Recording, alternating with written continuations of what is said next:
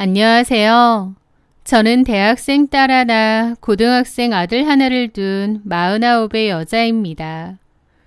현재는 남편과 이혼 후 홀로 아이들을 키우고 있어요. 남편과는 20년 넘게 살아오면서 큰 문제는 없었습니다. 저는 제 결혼 생활에 만족을 했고 남편도 그렇다고 생각했어요. 그래서 이혼이라는 게 내 인생에 있을 거라고 생각 못했고 이혼을 겪을 때 많이 힘들기도 했는데요. 시간이 많이 흐른 지금 이제는 이혼 후 혼자 지내는 것에 적응이 되고 익숙해져서 잘 지내고 있습니다. 나한테 힘든 일이 닥치면 어떻게 살아가나 라는 걱정을 했는데 사람은 적응의 동물이라더니 그게 맞는 말 같습니다. 다 알아서 적응하고 맞춰서 살게 되는 것 같아요.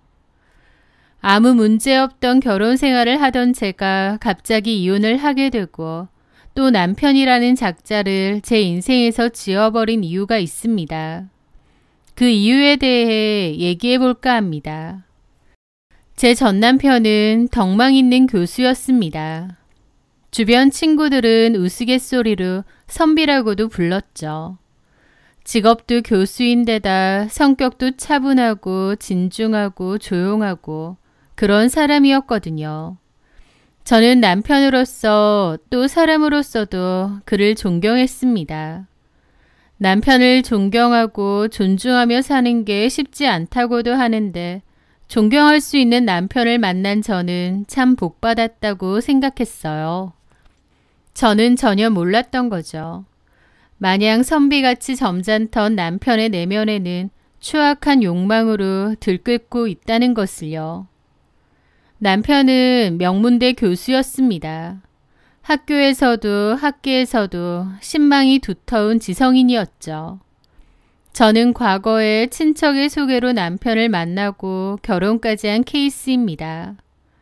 시부모님은 시골에서 사셨고 다 돌아가셨어요. 공부 잘하는 아들이 희망이신 분이었죠. 저희 집은 부모님이 건물을 관리하셔서 여유가 있는 편이었고 아는 친척분의 소개를 받아 그때 당시 시간 강사이던 남편을 만나게 되었습니다.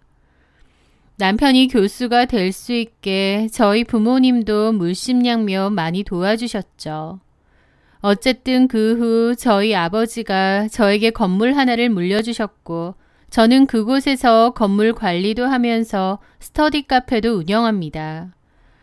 큰딸은 남편이 재직하는 학교는 아니지만 어쨌든 알아주는 명문대에 다녔고 아들은 타 지역의 특성화 고등학교에 다닙니다. 점잖고 차분한 교수 남편에 공부 잘하고 착한 자식들, 게다가 제 앞으로 되어 있는 월세 따박따박 나오는 건물까지. 겉보기에 저는 모든 것을 다 가진 여자였습니다. 저도 제 인생에 만족하며 살았고 제 가정을 사랑했습니다. 남편은 직업이 직업이니만큼 늘 학교 일과 학생들 그리고 연구가 가장 중요한 사람이었어요. 학교의 교수 사무실은 물론이고 집 한켠에도 서재를 마련해 두었죠. 거기에는 남편의 연구 서적들과 논문들이 가득했습니다. 남편은 학교뿐 아니라 집에서도 자주 서재에 틀어박혀 있었습니다. 제가 집에서 보는 남편은 늘 서재에서 논문을 읽거나 글을 쓰고 있었죠. 남편은 집에서도 일을 했고 늘 바쁜 사람이었습니다.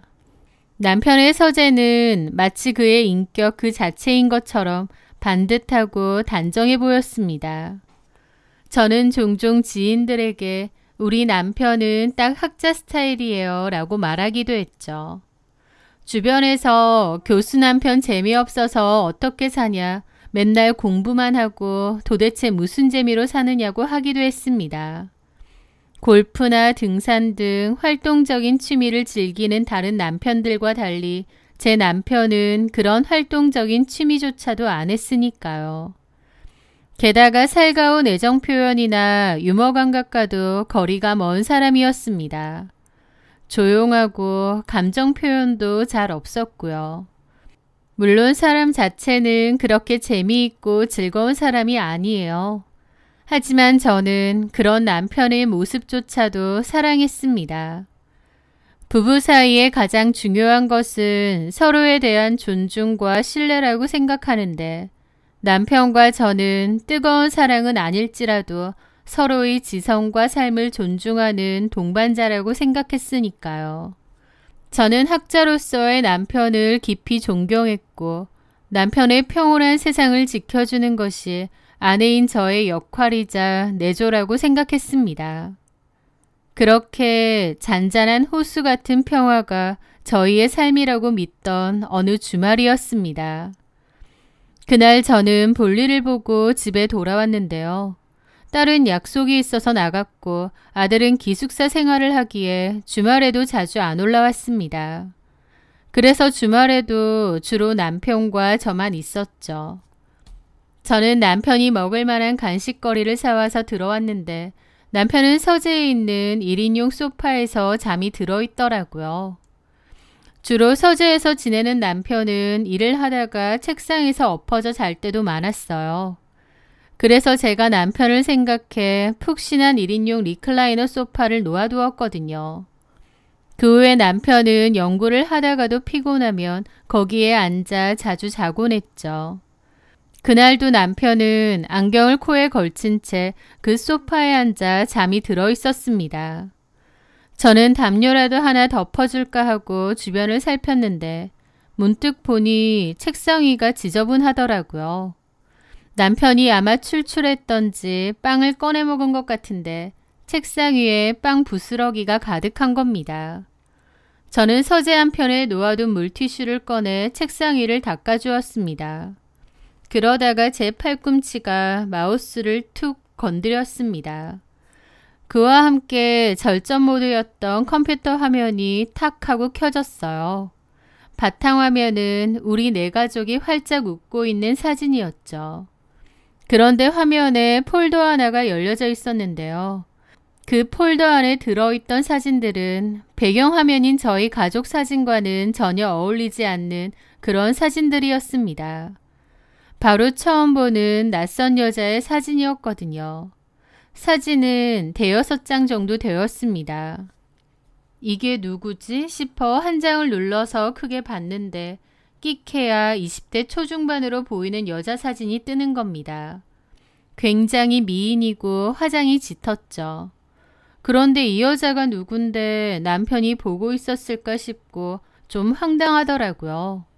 왜냐면 사진 속 그 여자는 앳돼 보이는 얼굴과 달리 몸에 딱 붙는 원피스를 입고 있던가 아슬아슬하게 짧은 미니스커트 차림으로 다리를 꼬고 찍은 사진도 있었어요. 사진은 무슨 스튜디오에서 찍은 것 같았는데 옷들이 노출이 심하고 과감한 겁니다. 게다가 마지막 사진은 야외 수영장에서 찍은 노출 있는 비키니 차림이었고요. 그걸 보는 저는 그 자리에 얼어붙었습니다. 황당하더라고요. 남편이 집에 혼자 있을 때 이런 사진들을 몰래 보고 있었다고 싶었습니다. 늘 고전과 논문, 딱딱한 학술 서적만 들여다보고 있는 줄 알았는데 제가 없는 시간에 몰래 이런 젊은 여자 사진들을 보고 있었다뇨. 진짜 황당 그 자체였습니다. 남편과 20년 살았지만 그런 모습은 처음 본 거죠. 저는 곤히 잠든 남편의 얼굴을 돌아봤습니다. 평온해 보이는 그의 얼굴과 이 사진들이 너무 안 어울리더라고요. 하지만 저는 황당한 기분을 애써 누르고 마우스를 움직여 조용히 화면을 끄고 서재를 나왔습니다. 솔직히 와이프인 제 입장에선 다른 여자 사진을 보고 있는 게 좋을 수는 없는데요. 또 한편으론 그냥 이해했습니다. 왜냐면 교수이기 이전의 남자니까 젊고 예쁜 여자 사진 볼 수도 있지라고 생각했거든요.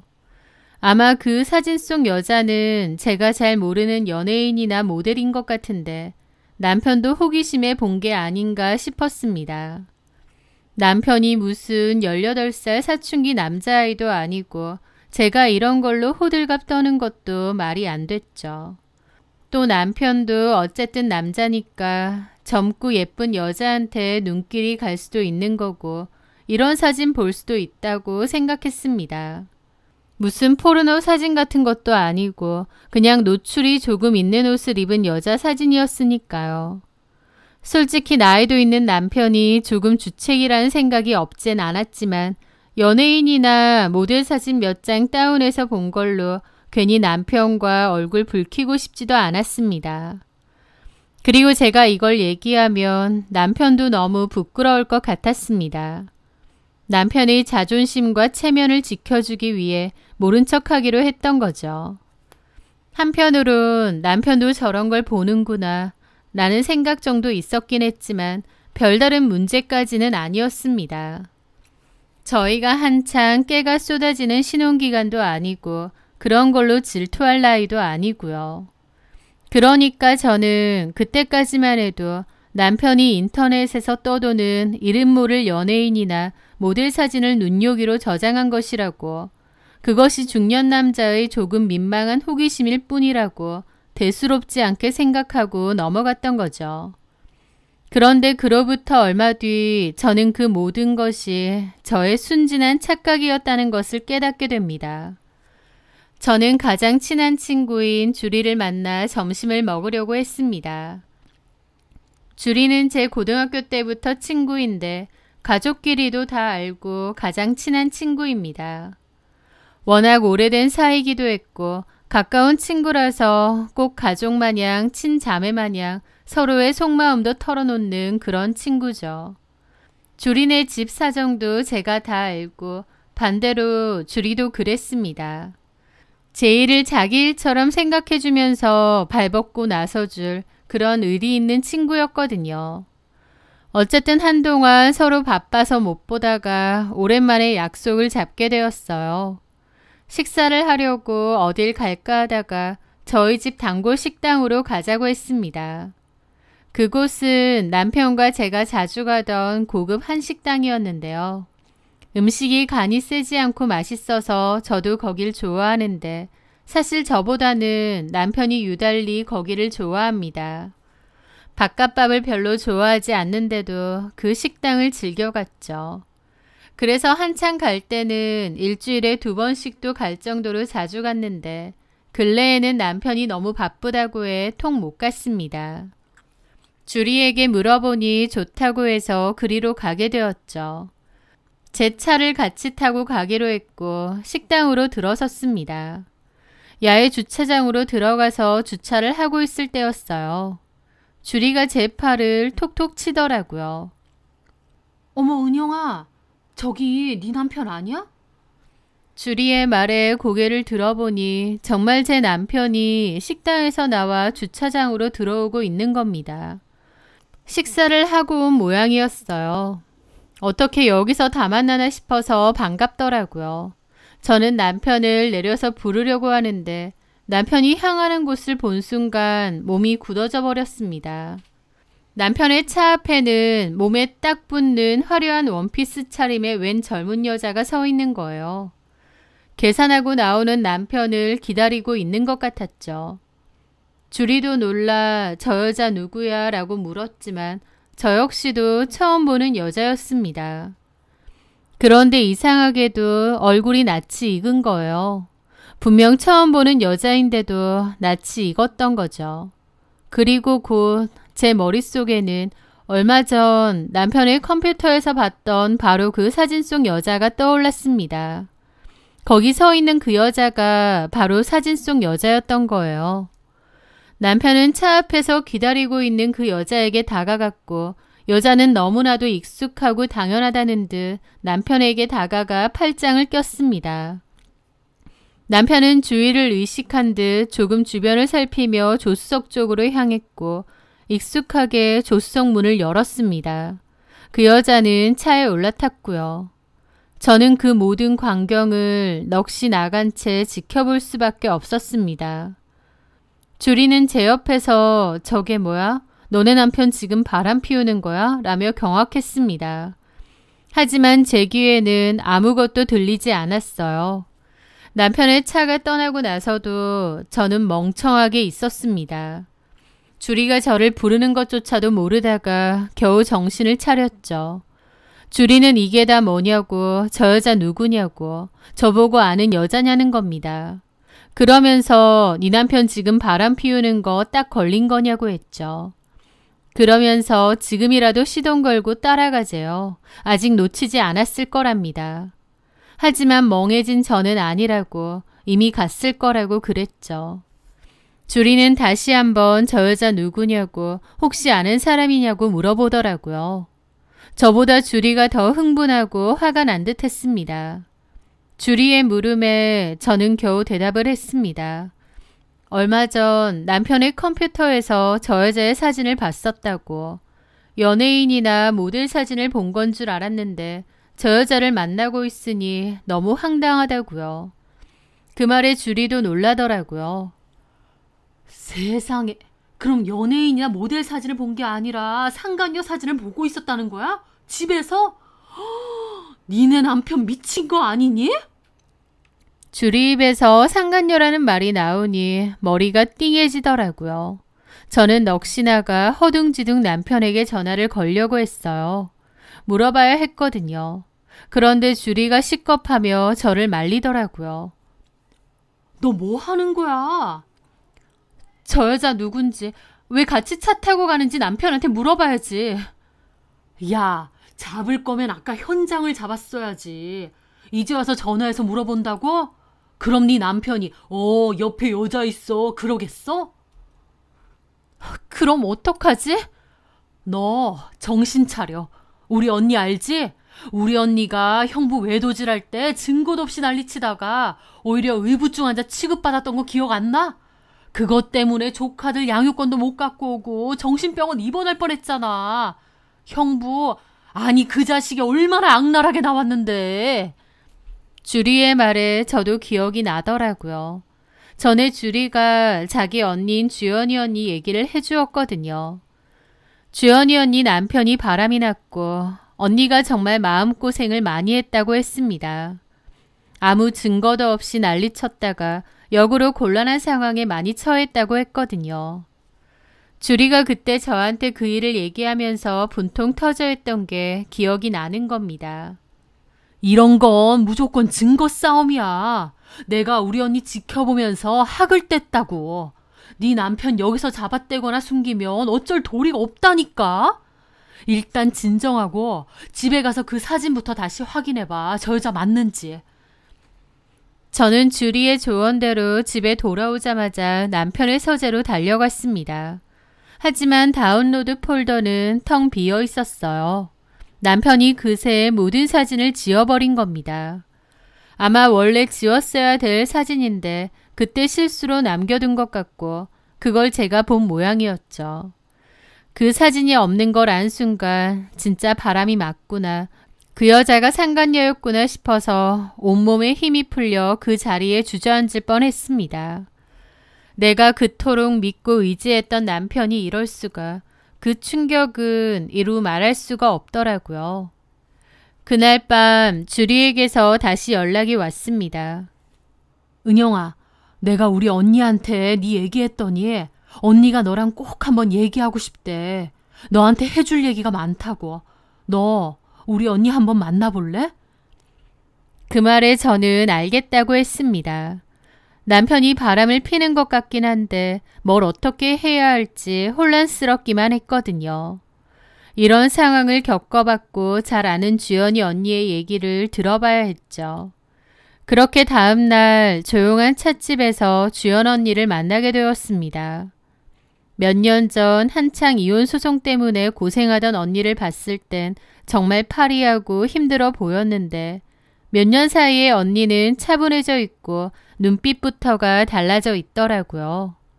큰일을 겪어서인지 초연한 느낌도 들고요. 언니는 저를 위해 자신의 경험담을 얘기해 주었습니다. 좋은 일로 만나야 되는데 이런 일로 다 보게 됐네. 잠은 좀 잤어? 아니요. 얼굴이 안 좋다. 남편한테 티는 냈어? 아니요. 주리가 그렇게 하지 말라고 해서 최대한 티를 안 내려고 하는데 모르겠어요. 뭐가 뭔지. 그렇지. 혼란스럽지. 너도 주리한테 내 얘기 들었겠지만 나도 내 전남편이 그런 인간인 줄은 꿈에도 몰랐어. 알고 보니 회사 여직원이랑 10년 동안 거의 살림을 차렸더만. 나는 여태까지 내가 나름대로 촉이 좋고 눈치가 빠른 사람인 줄 알았는데 세상에 내가 10년 동안이나 남편이 그러고 다닌 걸 까마득히 몰랐던 거야.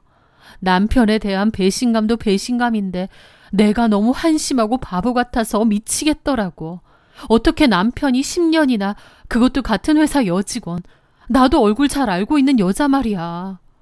둘이서 무슨 부부마냥 그러고 다녔다는데 내가 그걸 감쪽같이 모를 수 있을까 싶어서 자책이 엄청나더라고. 언니도 진짜 많이 힘드셨겠어요.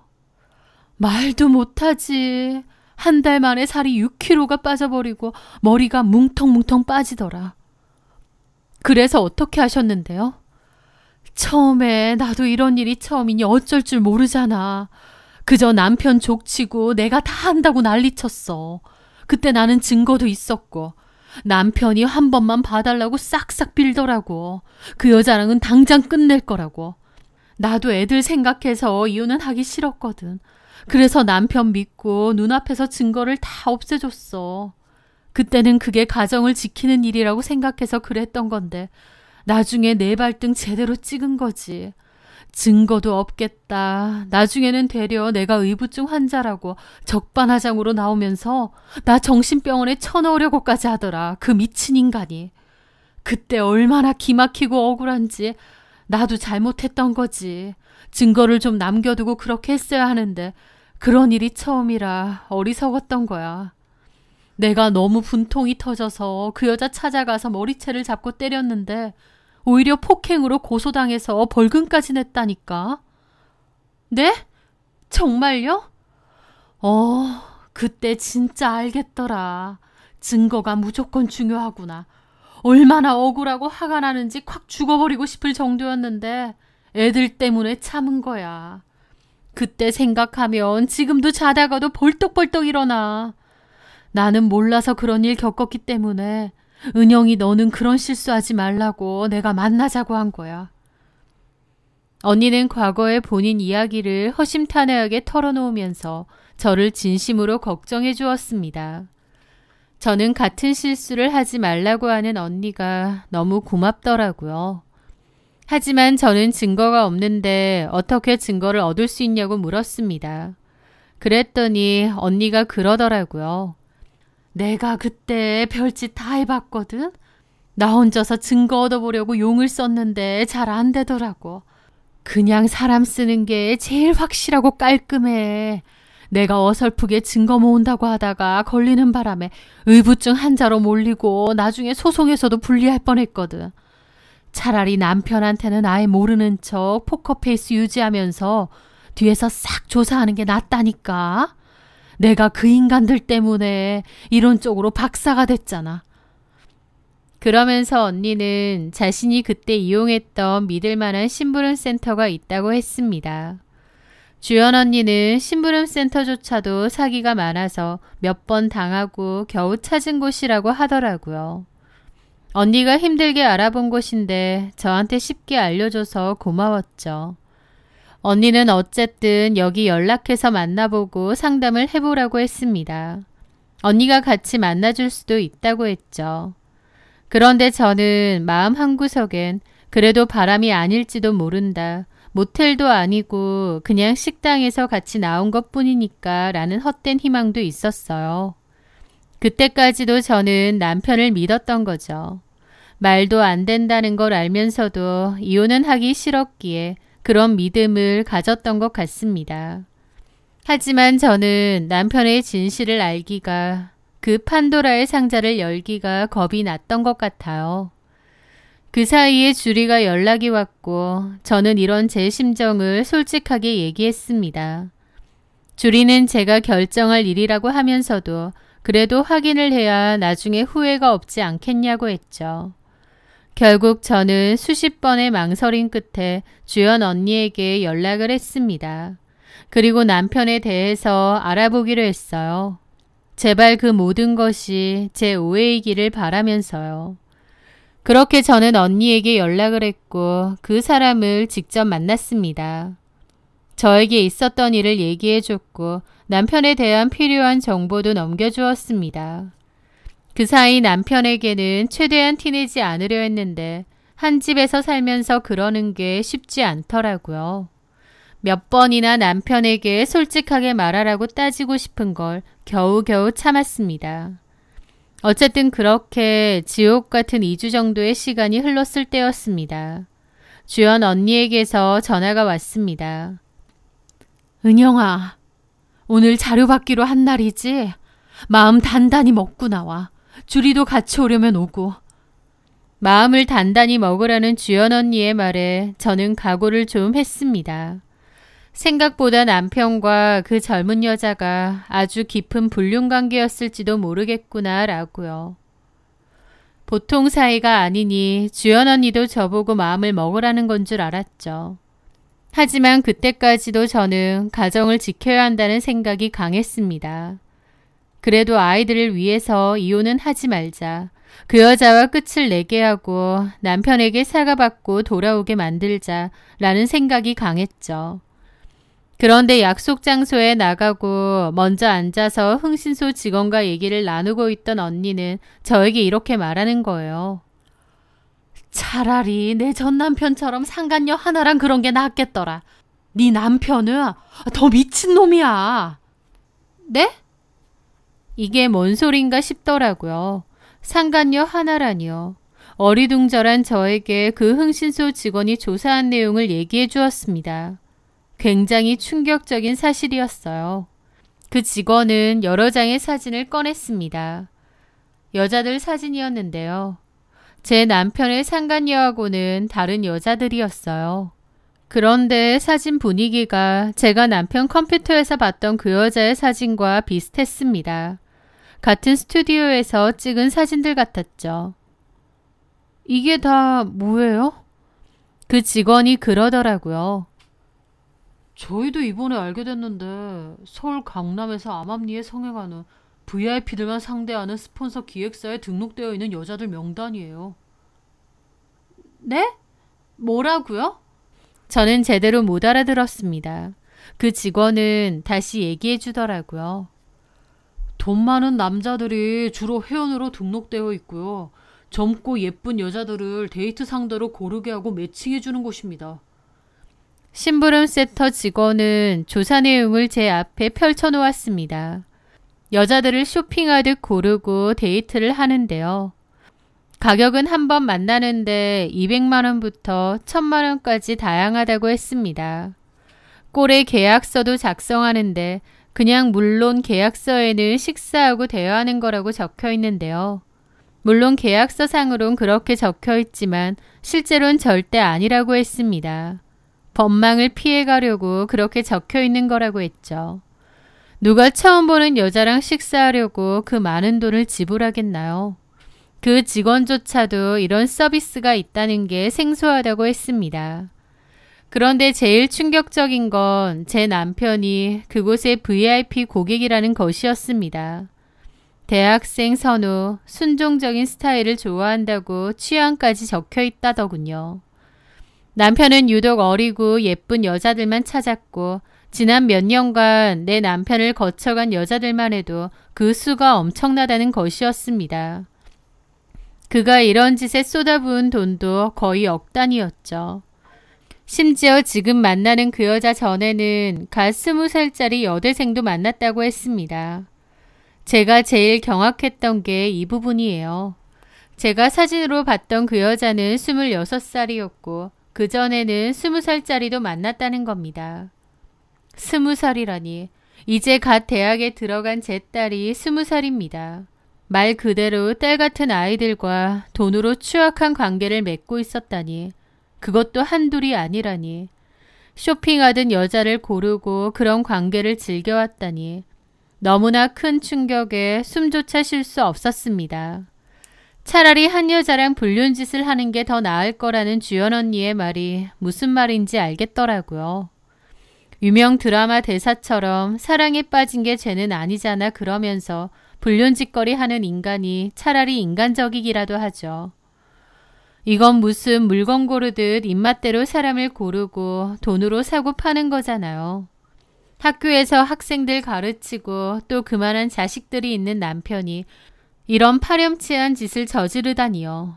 앞에서는 존경받는 교수, 점잖은 학자인 척 온갖 위선을 떨고 뒤에서는 어린 여자들을 돈으로 사서 욕정을 채우고 다녔다니. 저는 그 순간 남편이 너무 낯설고 징그럽고 역겹게 느껴졌습니다. 딸도 있으면서 딸아이랑 나이도 비슷한 그 여자들을 입맛대로 고르고 바꿔가면서 그 오랜 기간 추악하게 살았던 사실을 낱낱이 알게 되자 도저히 남편과 더는 못 살겠더라고요. 사람에 대한 혐오감이 들었다고나 할까요? 그 모든 걸 확인한 저에게는 차가운 분노만 남았습니다. 저는 심부름 센터를 통해 남편의 거래 내역과 통화 기록 등 그가 법정에서 절대 빠져나갈 수 없을 증거를 차곡차곡 모았습니다. 그리고 국내 최고의 이혼 전문 변호사를 선임했죠. 저는 남편에게 이혼 소송과 동시에 성매매 알선 등 행위에 대한 처벌에 관한 법률 위반으로 형사 고발했습니다. 그리고 노트북을 열어 제가 몇 날 며칠에 걸쳐 작성한 메일을 띄웠습니다. 수신인은 남편의 대학교 총장과 이사회였죠. 제목은 박선호 교수의 이중생활이었습니다. 저는 떨리지 않는 손으로 제가 모은 모든 증거 자료를 파일로 첨부했습니다. 후폭풍은 제 상상 이상으로 거세게 몰아쳤고 학교는 발칵 뒤집혔습니다. 학교 측에서는 일이 더 커지기 전에 징계위원회를 열어 이례적으로 신속하게 남편을 파면 조치했습니다. 남편은 한순간에 사회적 명예와 평생을 바친 직장을 모두 잃게 되었고 제가 내민 이혼 서류에 저항 한번 하지 못하고 도장을 찍어야만 했습니다. 저는 이혼 과정에서 재산 관련한 다툼을 벌였고 법원은 그의 유책 사유를 인정하여 제가 요구한 위자료 전액과 재산 분할 판결을 내렸습니다. 게다가 그 과정에서 아이들도 모든 진실을 알게 되었습니다. 특히 저희 큰딸은 아빠의 역겨운 실체를 알게 된 후 더 이상 아빠를 보고 싶지 않다더군요.